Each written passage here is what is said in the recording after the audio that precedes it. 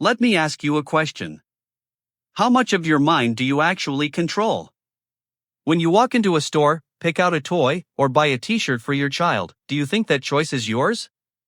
Or is it possible, just possible, that your free will was actually engineered by a marketing executive who died 70 years ago?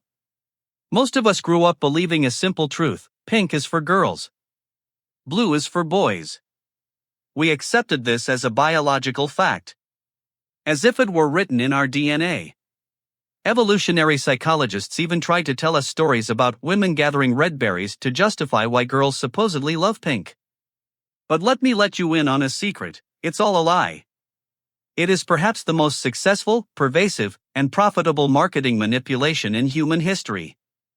Today, we are going to expose how the concept of gender was rebuilt by corporations to sell more products. From Franklin Roosevelt to the Nazis, and finally to the toy aisles of today, this is the dark history of the color code. You want proof? Let's rewind. Look at this child on your screen. Pause, golden curls. A delicate, white frilly dress. Patent leather shoes. You see a cute little girl from the 19th century aristocracy, right? You're wrong. That child is Franklin Delano Roosevelt. Yes. The 32nd President of the United States. The man who led the Allies in World War II. One of the toughest, most masculine figures in history. In 1884, this outfit wasn't a mistake. It wasn't a phase. Up until the age of 6, every boy wore dresses. Why? Because parents back then didn't care about fashion trends. They cared about survival. Before the washing machine was invented, cleaning clothes was a nightmare. Diapers leaked. Bleach was harsh. If you dressed a baby in colors, the fabric would fade and be ruined in one wash. But white cotton? You could boil it. You could bleach it. It was practical. It was technology. And frankly, potty training a toddler in trousers with buttons and suspenders was impossible. Dresses made diaper changes fast. So, for centuries, children were viewed as genderless angels. In old catalogs, you won't find girls' clothes or boys' clothes. You just find children's clothes. Until capitalism realized that neutrality was bad for business. Now, brace yourself. Because I'm about to delete the blue is for boys code from your brain. The year is 1918. The Ladies' Home Journal, the most influential magazine of its time, published an article to end the confusion about baby colors. Listen to their definitive rule. Did you hear that? Pink, for boys. Because pink was seen as a derivative of red, the color of blood, war, and Mars. It was powerful. It was aggressive. Blue. Blue was associated with the Virgin Mary. Soft. Passive. Divine. A girl's color. This wasn't a fringe idea. In 1927, Time magazine printed a chart showing that major department stores like Marshall Field's in Chicago and Fillings in Boston were all advising parents to dress their sons in pink to make them look masculine. So, what happened? How did the world flip upside down? Two things. First, the Nazis. During the Holocaust, the Nazis used color-coded triangles to label prisoners. Yellow stars for Jews. And pink triangles for homosexual men.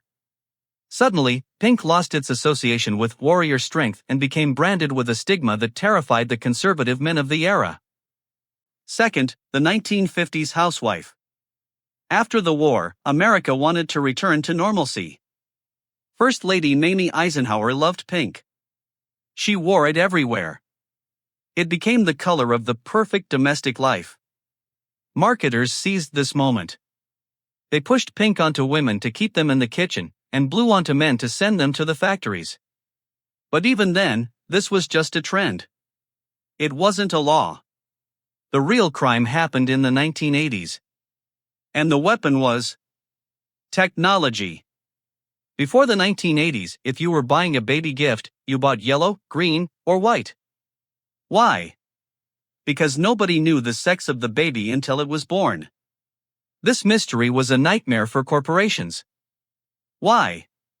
Because neutral clothes are shareable.